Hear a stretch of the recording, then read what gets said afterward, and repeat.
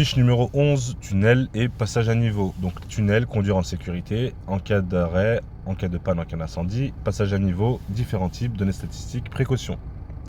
Alors, tunnel, conduire en sécurité, donc vérifier la hauteur, largeur, le gabarit du tunnel, du véhicule. Donc s'il y a de la matière dangereuse, il faut bien vérifier la signalisation.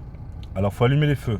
Dans la majeure partie des tunnels, on allume les feux. On retire une lunette de soleil lorsqu'on est en été, parce que sinon on risque d'avoir une demi-seconde où on verra rien du tout, un éblouissement. Éviter de fumer dans le tunnel, s'assurer qu'on a le gasoil suffisant pour traverser le tunnel. Bien respecter les deux lumières bleues, donc l'interdistance de sécurité entre les deux véhicules, et respecter la vitesse. Ensuite, en cas d'arrêt, en cas de panne, en cas d'incendie. Alors, bien respecter les distances de sécurité en cas d'arrêt, écouter la radio et les panneaux à message variable. Donc, en général, on vous dit qu'il y a un bouchon, il y a un arrêt. Donc, bien respecter les distances. Ensuite, en cas de panne, donc bien se serrer à droite ou voir essayer d'aller s'arrêter sur une niche de sécurité.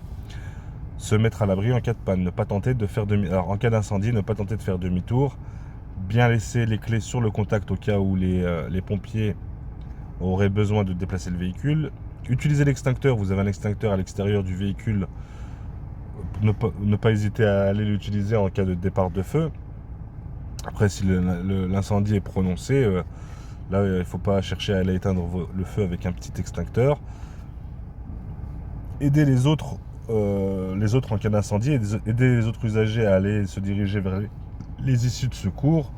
Donc là, vous n'hésitez pas à aller donner un coup de main aux autres. Ensuite, les passages à niveau. Donc différents types. Il y a 3 différents types. Les passages à niveau avec barrière, avec demi-barrière et les passages à niveau sans barrière. Donc les sans barrière, on peut rajouter qu'ils sont moins dangereux. Ils sont plus dangereux, pardon, et il y en a beaucoup moins. Les données statistiques. Donc là, les données que nous avons de 2019, c'était 15 000 passages à niveau. À peu près 15 000 en France. 15 000 en France. Et à peu près 20 morts. Les 20 morts, c'est dû au non-respect du code de la route. Donc s'il y a un passage à niveau, bien vérifier le feu, s'il est rouge, bien s'arrêter avant. Alors les précautions, donc s'il est rouge, on s'arrête. Ralentir, donc il faut ralentir avant un passage à niveau pour éviter les secousses. Parce qu'un passage à niveau en camion, vous savez, vu que vous êtes haut, dès que vous allez passer le passage à niveau, pour vous c'est comme un dodan, il y aura beaucoup de secousses. Donc s'assurer, la première chose, de l'espace suffisant. Vous avez votre passage à niveau ici, vous avez votre camion qui a une certaine distance. Assurez-vous d'avoir l'espace suffisant avant de le franchir. Bien ralentir, ne pas changer de vitesse si vous avez une boîte mécanique sur le passage à niveau, être dans le bon régime, dans le bon rapport de boîte avant de le franchir et pouvoir le dégager sans s'arrêter.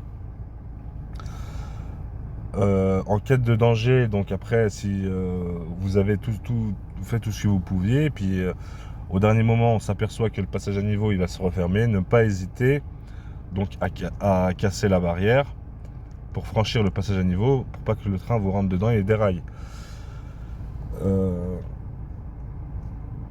Qu'est-ce qu'on peut dire de plus?